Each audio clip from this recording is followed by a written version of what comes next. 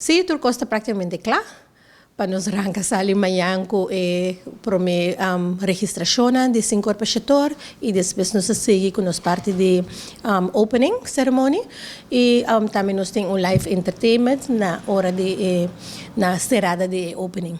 Bom, erection para hobby, tanto na Cochau como Aruba, interesse grande para seguir bem a regata de Bonaire, nanda para hobby contento trobe com a pura mira cara a trobe de regata de Bonaire, anto para foral pe media tour passar aqui com tour costan com nós lo vai oferecer, pero tá hobby importante também para nós passar também aqui com nós como organização pornificar para tanto Cochau e também Aruba para os participantes e seguro a participação na regata de Bonaire, seguro para o futuro, não?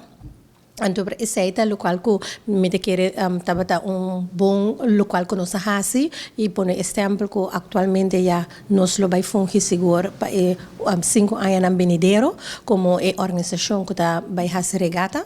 Então, ora esse é tá dando a chance também para nós começar a trabalhar para coisas mais adelantar, mais trempang para assim que por hasi também na chegada na Bonaire. Airlift então queda problema grande para o povo de Bonaire, para a isla de Bonaire. Então, na nos visa, pero esse é que quer que para aí não é tempo vai melhorar, então assim para nos portar mais visitantes também durante a regata aqui na.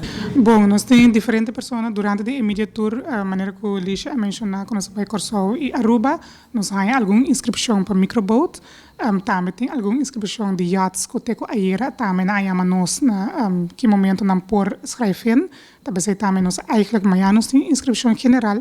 Pero para iate dan kota binja for nós dona a oportunidade para escrever dia 4. Dus é março para você é dia com o pedinante beniano for Aruba e Corsou, caminho com não escrever em hora é dia 4 de março cerca nós, para não pagar nan tas com goodie bags com turcos.